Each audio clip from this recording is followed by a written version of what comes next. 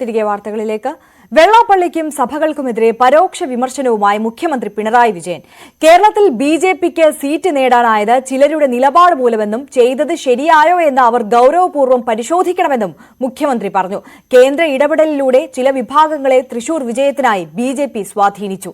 ഈ വിഭാഗങ്ങളുടെ നേതൃത്വവുമായി ബിജെപി ചർച്ച നടത്തിയത് രഹസ്യമല്ല. ഇടതുമുന്നണിയോട് എന്തെങ്കിലും വിരോധം കൊണ്ടല്ല, സമ്മർദ്ദത്തിന് വഴങ്ങിയാണ് അവർ അത്തരം നിലപാടെടുത്തതെന്നും പിണറായി പറഞ്ഞു. മുസ്ലിം ലീഗിനും മുഖ്യമന്ത്രിയുടെ വിമർശനമുണ്ടായി. മുസ്ലിം ലീഗിന്റെ മുഖം നഷ്ടപ്പെട്ടുകൊണ്ടിരിക്കുകയാണെന്ന് മുഖ്യമന്ത്രി പറഞ്ഞു. ലീഗ് ജമാഅത്തെ ഇസ്ലാമിയുടെയും SDPIയുടെയും മുഖമായി മാറി. അതിനോട് കോൺഗ്രസിന് എതിർപ്പില്ലായിരുന്നുവെന്നും മുഖ്യമന്ത്രി പറഞ്ഞു.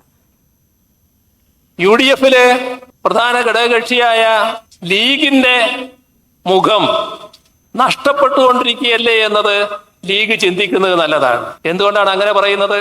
ലീഗിന്റെ മുഖം ജമാഅത്തെ ഇസ്ലാമിയുടെ മുഖമായി മാറിയാൽ എങ്ങനെയിരിക്കും? ലീഗിന്റെ മുഖം SDPIയുടെ മുഖമായി മാറിയാൽ എങ്ങനെയിരിക്കും? ആരാണ് ഈ തെരഞ്ഞെടുപ്പിൽ നിങ്ങൾക്ക് വേണ്ടി ഏറ്റവും കൂടുതൽ രംഗത്തിറങ്ങിയത്? നിങ്ങളും ഈ പറഞ്ഞ വിഭാഗങ്ങളും എല്ലാം കൂടിച്ചേർന്നുകൊണ്ടുള്ള നീക്കമല്ലേ ഉണ്ടായത്?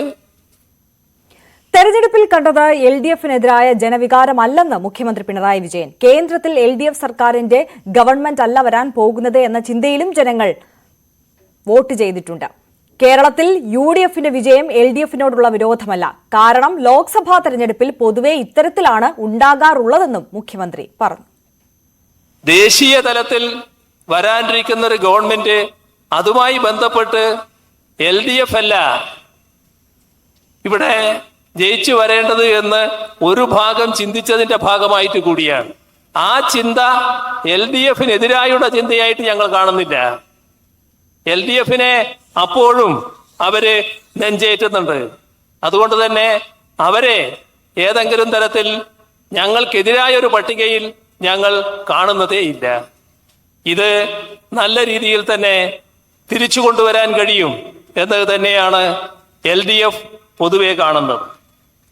ക്ഷേമ പെൻഷൻ എല്ലാ മാസവും കൃത്യമായി നൽകുമെന്ന് മുഖ്യമന്ത്രി പിണറായി വിജയൻ. കുടിശ്ശിക തുല്യ ഗഡുക്കളായി ഓരോ മാസവും പെൻഷനൊപ്പം നൽകും.